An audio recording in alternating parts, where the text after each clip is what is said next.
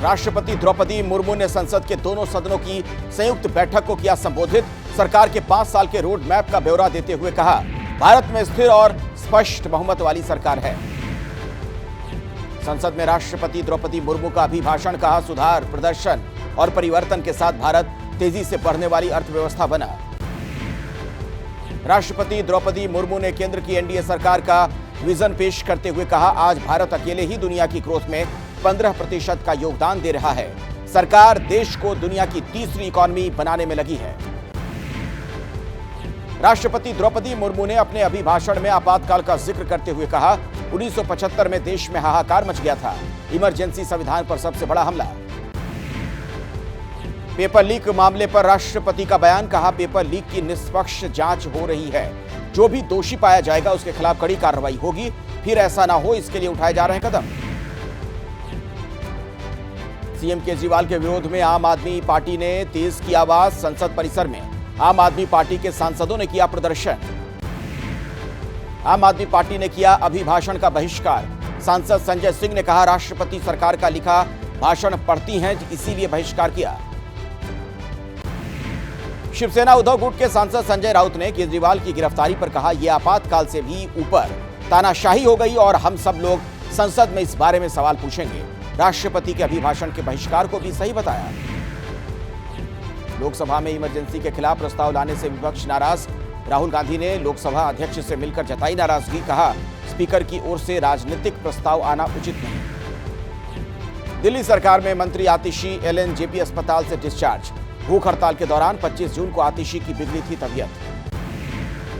दिल्ली में पानी की कमी के मुद्दे पर बीजेपी का विरोध प्रदर्शन।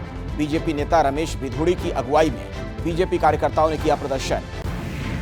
समाजवादी पार्टी ने की लोकसभा से सेंगोल हटाने की मांग। कहा, सेंगोल राजशाही का प्रतीक, इसकी बजाय लोकसभा में संविधान की प्रति रखनी चाहिए। सेंगोल पर सांसद चौधरी के बयान पर बोले अखिलेश यादव। कहा, प्रधानमंत्री खुद सेंगोल का सम्मान करना भूल गए, इसीलिए उन्होंने यह बयान दिया होगा। महाराष्ट्र में उद्धव ठाकरे और बीजेपी नेताओं में दिखी करीबी। विधान भवन में चंद्रकांत पाटिल हाथ में चॉकलेट लेकर उद्धव से मिलने पहुंचे।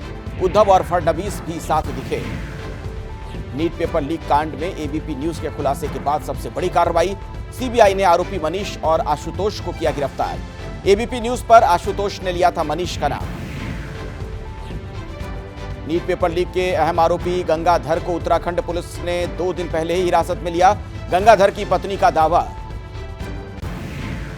नीट परीक्षा लीक मामले के प्रयागराज से भी जुड़े तार। बिहार पुलिस ने प्रयागराज में एक डॉक्टर और उसके बेटे की तलाश में की छापेमारी।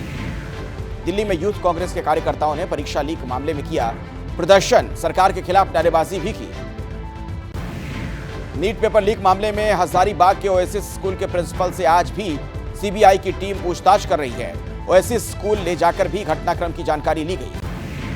बीजेपी नेता अश्विनी चौबे का बिना नाम लिए सम्राट चौधरी पर हमला। कहा, पार्टी में बाहर से एक्सपोर्ट किए माल को बर्दाश्त नहीं करेंगे, इससे संगठन मजबूत नहीं होगा। दरअसल 2018 में बीजेपी में आने से पहले सम्राट चौधरी लालू प्रसाद की आरजेडी और नीतीश की जेडीयू में रह चुके हैं। थोड़े दिन जीतन मांझी की हिंदुस्तान अवामी मोर्चा में भी रहे। बिहार में एक और पुल भ्रष्टाचार की भेंट चढ़ा। किशनगंज में पानी के बहाव में धंसा पुल का पिलर। कभी भी गिर सकता है कनकई नदी पर बना पुल। बरेली में भूमाफिया राजीव राणा पर प्रशासन ने कसा शिकंजा। पार्क की जमीन पर बने होटल और मार्केट पर बुलडोजर से कार्रवाई। महाराष्ट्र के पुणे में अतिक्रमण के खिलाफ नगर निगम का अभियान जारी।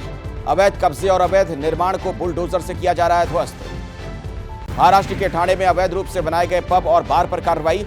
अवैध पब पर चला बुलडोजर। सीएम शिंदे के आदेश पर कार्रवाई हो रही है। ग्रेटर नोएडा में इंटरनेशनल फिल्म सिटी का कंसेशन एग्रीमेंट हुआ साइन। बोनी कपूर के साथ भूटानी बिल्डर करेगा निर्माण। 1000 एकड़ भूमि पर बनेगी फिल्म सिटी। दिल्ली में बदला मौसम का मिजाज। दिल्ली के ज्यादातर इलाकों में बारिश। तापमान में दर्ज की गई गिरावट। लोगों को गर्मी से मिली राहत। दिल्ली एनसीआर में सुबह से रुक रुक कर बारिश। गाजियाबाद में बारिश से लोगों को थोड़ी राहत मिली है, गर्मी से कुछ राहत। कर्नाटक के मंगलौर में लगातार बारिश से हादसे हो रहे हैं। देखते ही देखते ढह गया पक्का निर्माण। कई घरों को नुकसान पहुंचा। लगातार बारिश से असम के कई इलाकों में बिगड़े हालात। डिब्रूगढ़ में बाढ़ जैसे हालात। कई इलाकों में जलभराव।